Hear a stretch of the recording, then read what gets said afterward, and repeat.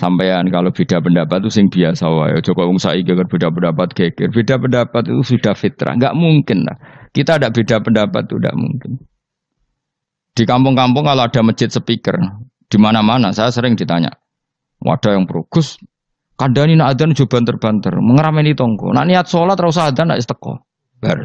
Sing sitok, yo ora kudu banter ben siar.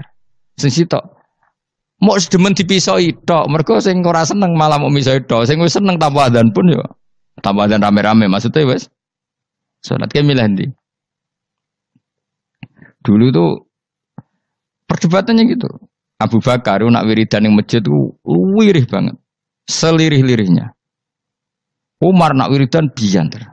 Tapi ranggo sound system wong zaman itu, tapi banter aja. Tapi sing ngrameni lah, intinya sing ngrameni. Ketika Abu Bakar ditanya Rasulullah, ya Abu Bakrin, kenapa kamu melirihkan suara? Jadi saya itu malu sama Allah. Dia itu zat maha mendengar. Jadi saya mengeraskan suara itu malu. Kayak pangeran butuh suara keras saya. Umar ditanya, kenapa kamu terlalu keras? Umar jawabannya sederhana. Bener-bener ngantuk.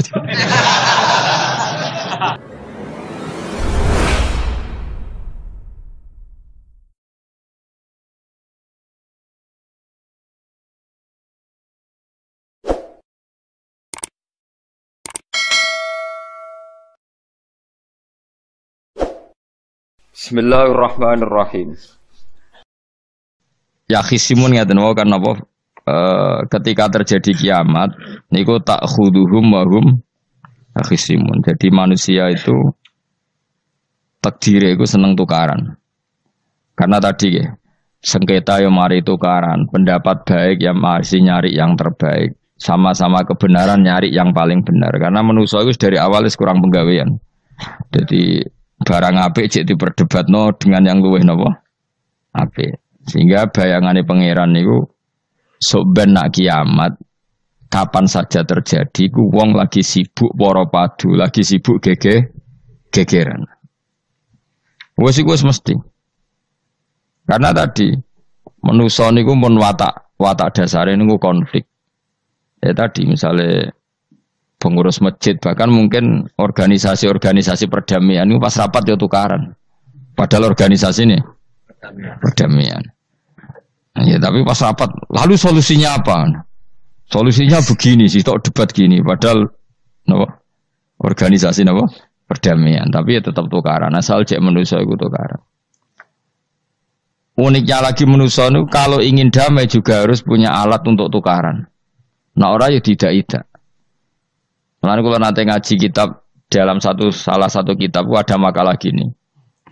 Idza aradta as-sulha fasta'id dalil harbi. Kalau kamu ingin damai, maka siapkan alat perang sebanyak mungkin. Karena logikanya gini ya, kalau misalnya ada bajingan atau penjahat, dia punya bom, punya pedang, terus kamu sebagai orang soleh tidak punya apa-apa, bisa nggak bergening perdamaian? Kan nggak bisa. Mereka terpaksa damai karena kamu punya senjata yang imbang. Jadi kalau musuh kamu punya nuklir terus kayak gak punya apa-apa, ayo damai wae. Kono kan rugi damai. Wong tak bom kena kok damai barang kan gitu.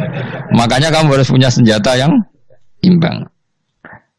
Makanya dalam tafsir-tafsir itu diterangkan ketika Allah menyuruh kita wa'iddu lahum mastata'tum min quwwati wa min ribatil khaili turhibuna bi aduwallah. Kamu umat Islam harus menyediakan alat perang sebanyak mungkin. Itu bukan berarti Allah menyuruh umat Islam perang terus mboten.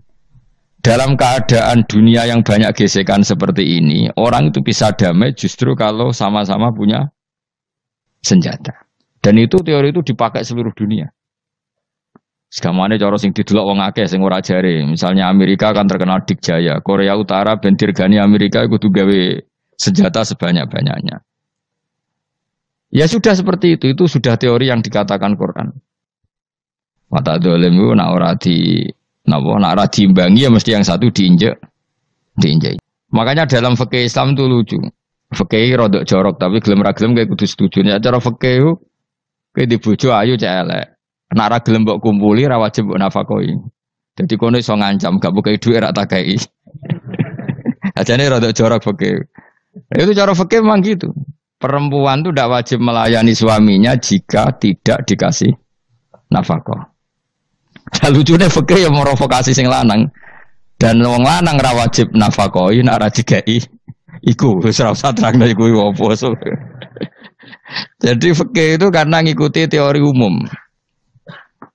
Makanya Mbah Mun itu fikih kata beliau itu aku mbek fikih ini ra cocok. Aku ape omah tapi dagangan perkara itu. Tapi memang secara prosedur fikih gitu. Mana wong kere-kere itu pancen wis ora entuk jatah kelon karena ra iso nafkahi gitu. Itu cara fikih. Memang seperti itu. Karena kere kok pola, napa? Kere kok pola. Kalau nak kere kudu ganteng. Jadi orang untuk jatah sing wedok sing seneng lah itu ijek untuk jatah. Tapi nak wis kere elek ya wis nelongso perkarane memang. Jadi karena seorang istri wajib melayani suaminya jika tidak kodak nafkahi. Bahkan menurut fikih Islam itu boleh rafa. Jadi oleh rafane hakim. Pak Hakim suami saya kere itu boleh. Dan itu bisa diceraikan oleh siapa? Hakim. Jadi rafa.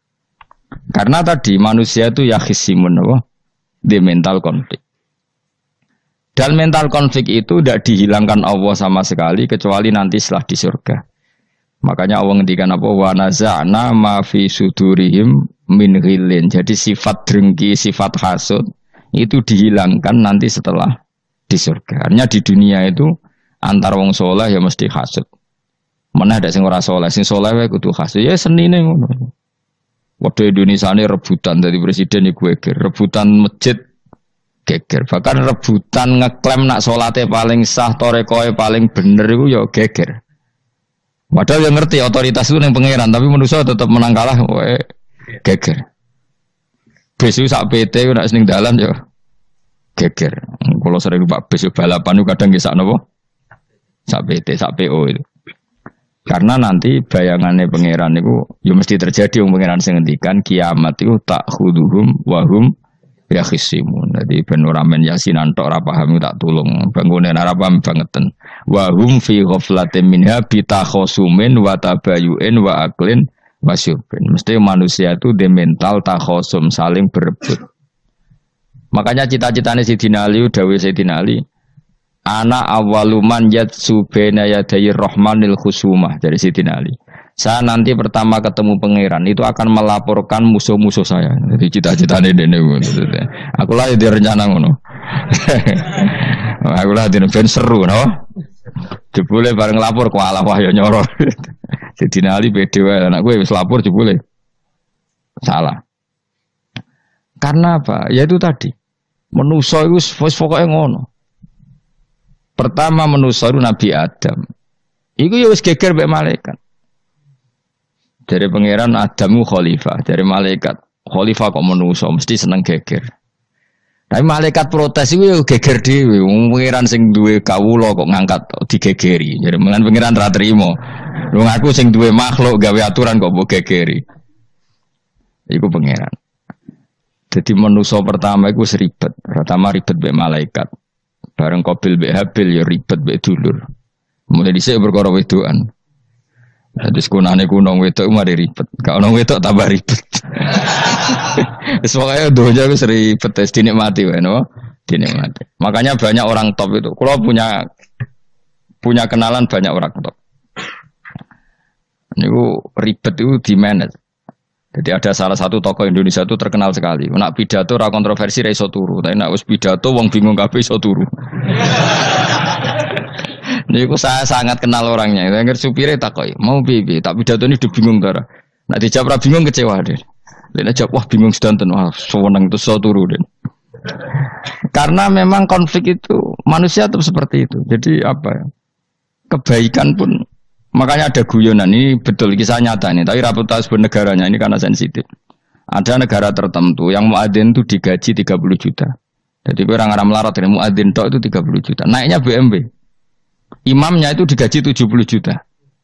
Hitung saja kalau 70 juta satu bulan satu sholat berapa? 70 dibagi 30. Kira-kira berapa satu hari ini? 2 juta ya, sekitar 2 juta 200 lah. Enggak kayak Indonesia, imamnya fakir-fakir terus muadzinnya fakir-fakir. Dikira itu satu prestasi negara itu karena mengapresiasi, menghormati muadzin dan Jebule sing kiai Indonesia aja penak. Madekman ke salat terus. Maksudnya lah madekman ke salat terus lah ono gajine ngono. Akhirnya kecewa dong. Semenjak itu ora berani cerita prestasi negara itu pada Indonesia. Ya dia itu bangga negaranya itu menghormati imam sampai digaji, muadzin digaji. Terus dikirakan Indonesia dinya. Imam Indonesia kan fakir-fakir, kadang wis padasane elek imami dhewe, koma dhewe. Terus macam-macam lah. Nah. Tapi dekne gak ngerti nek Indonesia ku pinter tukaran, pinter debat. Oh, berarti ke sholat terus itu perkara ono gajine tuh. Makanya imam di sana sergap-sergap karena kalau nggak ngimami dipotong gaji. Semenjak itu negara itu nggak pernah cerita prestasinya negaranya mengelola imam. Nah itu dunia-dunia kemarin geger. Saya sering debat sama banyak kiai karena itu. Gue setuju di masjid imami digaji sama ndak. Misalnya saya partai ikhlas, setuju ndak biar ngimami itu ikhlas. Ada yang partai realistis, mereka kan punya keluarga, harus dibaji dong, kalau enggak kasihan. Partai realistis versus partai ikhlas. Menang mana coba? Menurut hukumnya Allah mungkin menang ikhlas, tapi partai realistis, masuk uang kok ngimami tok rantuk gaji. Artinya apa? Dalam kebenaran saja bisa diperdebatkan, apalagi barang bener mbek batil. Karena manusia itu punya mental wahum yakhisimun. Ya sudah seperti ini. Makanya nanti benar-benar gak ada konflik itu di akhirat. Mulane akhir imam itu gak bangga. Ya surga ngimami wangsane hebat jebule mergo digaji. Mandek man ke salat terus wong ono gajine. Artinya salatnya orang Indonesia itu luar biasa. Imam-imam Indonesia tanpa gaji kok. Ya resikonya kadang mutung, itu kan gak masalah. Tapi ya gak masalah lah, tapi tetap ikhlas timbang kenapa? Gaji. Mana kalau nunggu bingung saya, hafid mulai digaji, ustadz digaji, kalau nunggu bingung ngerti takoi, kalau berkali-kali beberapa pemprov kan ingin mengapresiasi hafid dapat insentif terus ustadz, kalau ngerti takoi, jenengan termasuk yang setuju apa enggak? Muni setuju, kok didik uang kedunyan, muni ras setuju hafid betul duit kok ora oleh. Aku yang mendingin ya, wong alim reso mikir dunia, mendingan udah coba.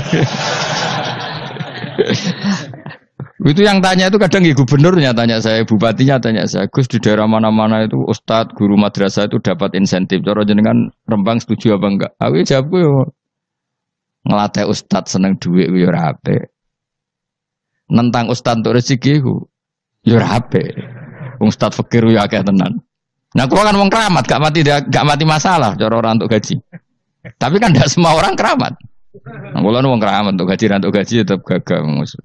Tapi rata-rata ustadz kan tidak keramat. Gak keramat, bujune cerewet. Cek kumpul mertua. Ndak kalau sampean misalnya jadi ndak ini cerita Wakhisimun. Seman setuju enggak kalau ada hafid itu dapat insentif? Ayo ngaco. Setuju ora? Loh kok setuju kabeh. Terus kowe seneng hafid itu di mental materialistik. Setuju tak? Ndak. Terus kowe setuju hafid ra di duit. Mungkin ya angel, jadi ngurusi agama. Jadi memang kebaikan saja bisa diperdebatkan. Makanya dulu kalau ulama, makanya ijtihad itu penting. Ulama dulu itu kalau gejolak-gejolokan itu dalam hal yang tidak mujma'alah ya, tentu dalam hal yang tidak apa mujma'alah. Itu gejolak-gejolokannya itu nggak pernah selesai. Karena memang sesuatu itu pasti mirip ke sana, mirip kemari. Makanya disebut ra'yuna shawabun yahtamilul khata' wa ra'yuka khata'un yahtamilus shawab. Pendapat saya itu taruhannya benar dulu tapi ya mungkin salah, tapi pendapat Anda salah tapi mungkin benar karena mirip-mirip. Misalnya zaman sahabat itu sudah jadi perdebatan gini. Setelah Mekah ditaklukkan Rasulullah dan setelah Rasulullah wafat dan Islam sangat-sangat kuasa, bukan sekedar kuasa lagi, sangat kuasa. Paling enggak menguasai Mekah Medina. Itu perdebatannya gini.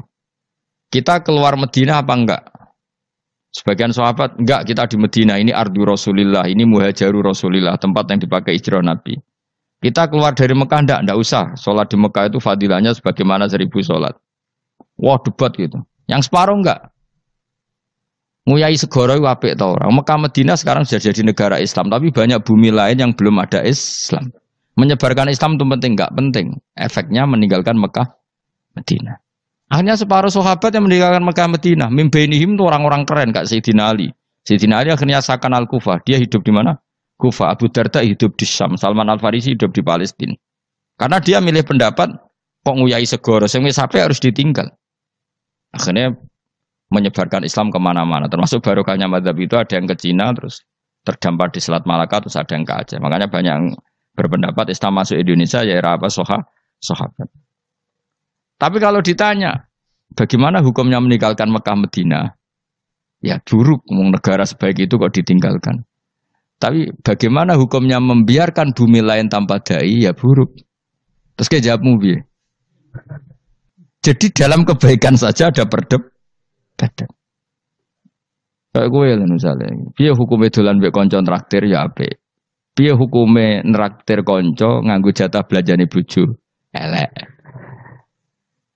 Akhirnya jare wong lanang-lanang, yo ono dhewe Gus ono jatah bojo atau jatah kanca. Karena duitmu cukup nak ora.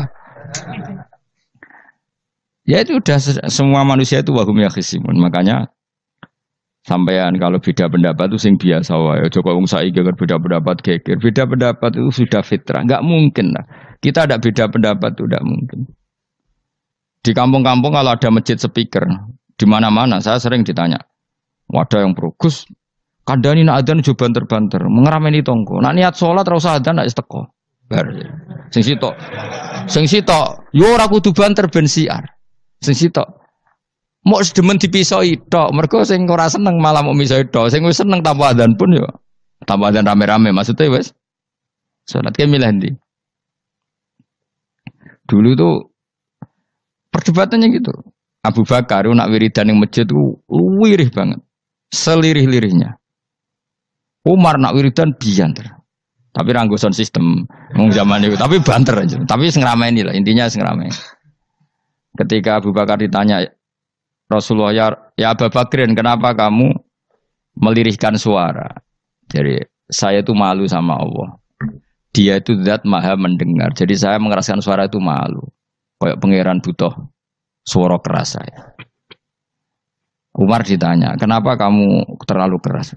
Umar jawabannya sederhana. Bener-bener ngantuk. Makanya nggak ada satupun ulama yang mengatakan Umar itu afdhalu min Abi Bakar. Kok jawabannya yo kadang sederhana banget.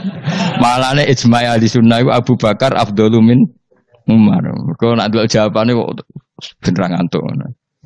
Padahal jawabannya Abu Bakar. Kula nu isin kalian pangeran yang maha pendengar kok banter-banter. Rasulullah dalam banyak hal ya gitu. Ketika banyak masalah itu sahabat dongo banter-banter. Nabi duka. Innakum latatuna as-somma. Kamu tidak berdoa sama zat sing budek. Maka kamu enggak usah banter-banter. Jadi andaikan ada istighosah pakai sound system banter-banter itu ya perlu dipertanyakan. Lah wong pangeran wis krungu gegere ngono lho apa misalnya. Tapi misalnya mazhab itu kamu pakai. Terus ada pertanyaan, dangdutan saja banter. Kenapa kalimat thayyibah tidak boleh banter? Masalah mana? Ya asal isi dunia itu masalah. Kemilan dia. Ini cerita saja. Kalau manusia itu istighosah jaluk tulung sama pangeran kan? Pangeran sudah dengar tanpa sound system apa enggak? Kenapa banter-banter? Nah, tapi kalau tadi dibalik dangdutan saja banter-banter. Kenapa kalimat thayyibah tidak boleh banter-banter? Jadi manusia itu memang potensinya itu ya khisimun dalam kebaikan saja khisimun. Jibril orang kondangi itu buantai malaikat-malaikat liyane. Masyhur itu. Siapa yang enggak ngerti Nabi Ibrahim? Nabi Ibrahim itu nabi keren. Diobong ning geni ambek Namrud. Jibril datang. Saya utusan Tuhanmu, melihat kamu mau dibakar simpati. Nah terus piye jare Nabi Ibrahim? Yo nak gue juk tolong tak tolong ya. Ndak saya tidak minta tolong sama kamu. Wong kowe padha aku padha makhluk e. Kena wani ngomong ngono mbek Jibril. Nabi Ibrahim santai. Maksudnya iku ora ambek aku sing nulung, kowe kondo aku tak kandakno pangeran. Jare malaikat Jibril, jare Nabi Ibrahim, lho nak soal pangeran rasa kondo kowe wis pirsa.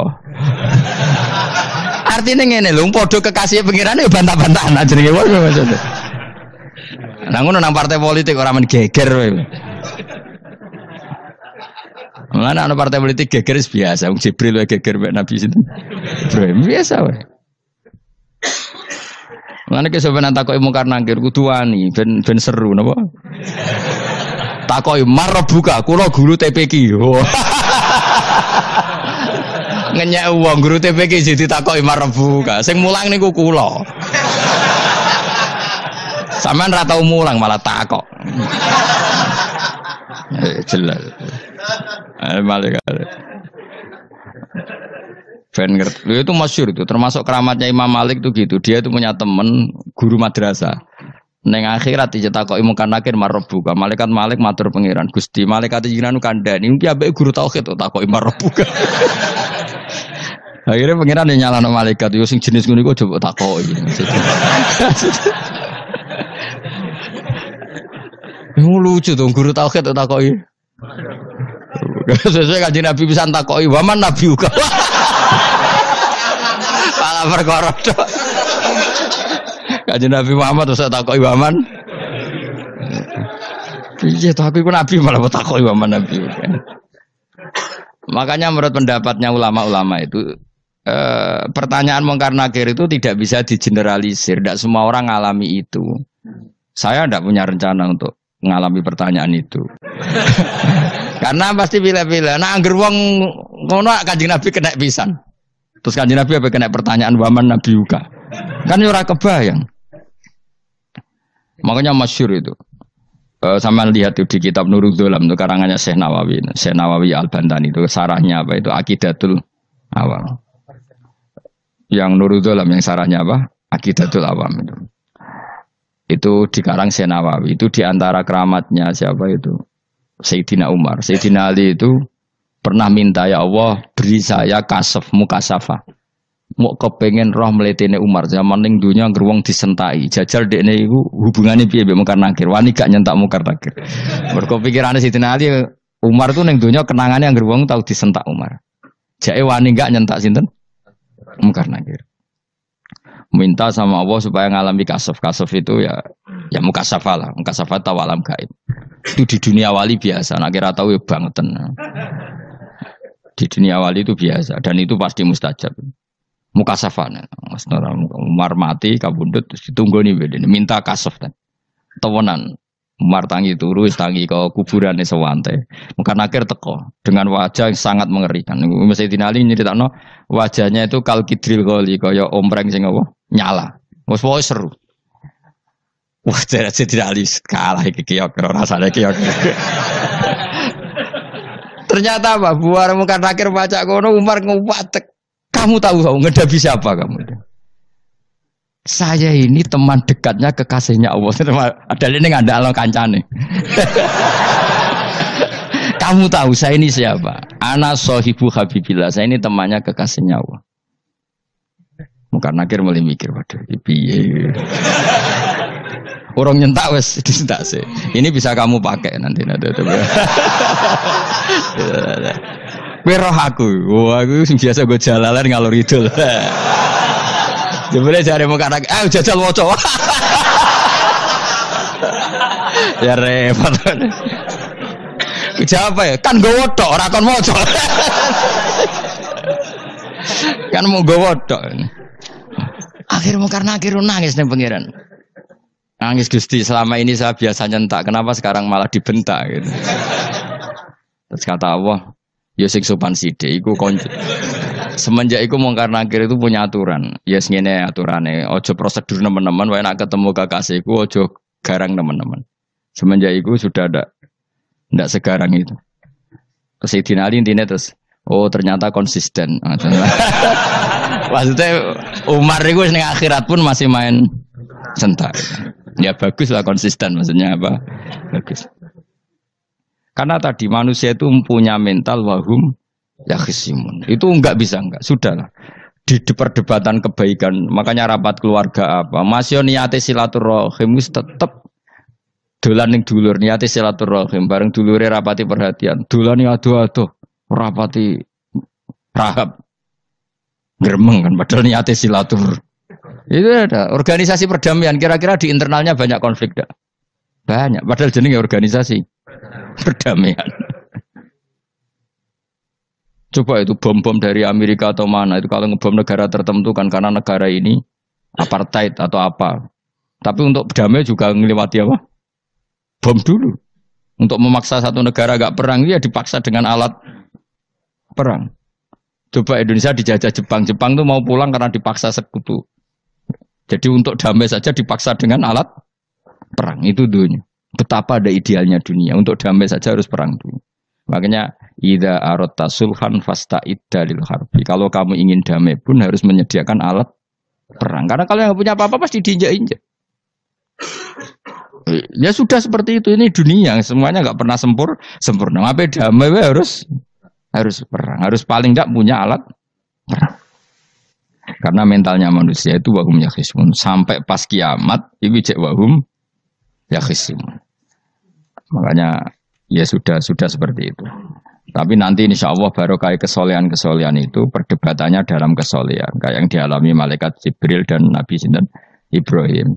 Malaikat Jibril empati ya karena kekasihnya Allah dibakar. Ibrahim merasa dekat sama Allah, gak perlu perantara Nabi siapa? Malaikat siapa? Jibril. Itu bagus ya perdebatan dua orang soleh. Banyak lah. Rasulullah dengan Jibril ya sering kadang-kadang debat tapi perdebatan orang-orang soleh itu memang luar biasa. Cocok debatnya Kiai Indonesia bagi negara sebelah sisi itu. Wah negara kami imam masjid itu digaji gini-gini. Niate pokrol coba jadi Kiai Indonesia. Mandek man ke sholat terus lah no gaji nih. Akhirnya kan, yo malu tuh ternyata sholatnya terus itu karena apa? Gaji. Orang Indonesia tetap sholat tanpa gaji tapi gremengnya jalan terus. Loh iya saya sebagai kiai itu sering bingung kalau ditanya gitu. Saya sering kenal bupati, gubernur. Kalau sering tanya, Gus saya itu ingin mengkhidmati agama di Jawa Tengah atau Jawa Timur, ingin ngasih insentif sama guru Madin. Saya sebagai kiai kan juga bingung. Muni setuju gue didik uang material, muni rasa setuju. Mosok ustadz tapi untuk rezeki kok ditentang. Nah gue jenis setuju apa menolak? Mustafa sing khusuk muni setuju. Gue bosan deh nabi melarat tuh. Ayo setuju orang. Nah aku mau ngalim ada takdir mas. Suara kena dipikir tuh ya, suara kena dipikir. Ya karena tadi sudah wahum yakhisimun itu apa? Wahum yakhisimun. Ya sudah seperti itu. Mohon kalau terus nang. Wamtazil yauma ayyuhal mujrimun. Wa yaqulu lan dawuh sapa Allah taala. Imtazil yauma. Nggih niki oleh nafsir Imam Suyuti wamtazil yauma ayyuhal mujrimun terus wawune niku dilebokno lafaz yaqulu wa yaqulu. Tegese lan dawuh sapa Allah taala dawuh imtazil yauma. Imtazumi saw sira kabeh al yauma ing dalem iki dina ayyuhal mujrimuna he wong-wong sing dosa. Lan iki nunjukno nak zaman ning donya iku kancanan wong kafir sing ora harbi ki angsal. Mergo orang bener-bener terpisah dari wong kafir teng akhirat. Makanya ulama-ulama tidak mengharamkan misalnya ada mahasiswa Indonesia kuliah di Jerman atau gak apa-apa. Sementing jaga imannya. Karena wajib terpisah mbek wong kafir iku nak wis teng akhirat. Imtazul yauma ayyuhal mujrimun infaridu adil mukminin indakhtilatihim bihim. Saat di akhirat benar-benar orang mukmin harus terpisah dari orang kafir karena alamatnya berbeda. Tapi kalau di dunia kan ada hajatil muamalah, ada hajat muamalah. Ya tadi asal tidak harbi, ada asal kafir yang tidak musuhi kita. Karena ada hajat muamalat. Ya, ada hajat apa? Muamalat. Mau tidak mau. Misalnya kamu ya haji ya pakai pesawat. Bikinan Amerika. Orang Amerika bisa punya uang ya nak pesawatnya kepayon tinggal haji. Kalau enggak ya ada yang rental ya bangkrut. Ya, tapi kue nak misalnya ranggu pesawat terus sampai melaku. Ya asal di dunia itu pasti ada saling interaksi sosial. Paham ya? Nah, nanti benar-benar terpisah wamtazil yauma ayyuhal mujrimin itu nanti, napa? Nanti.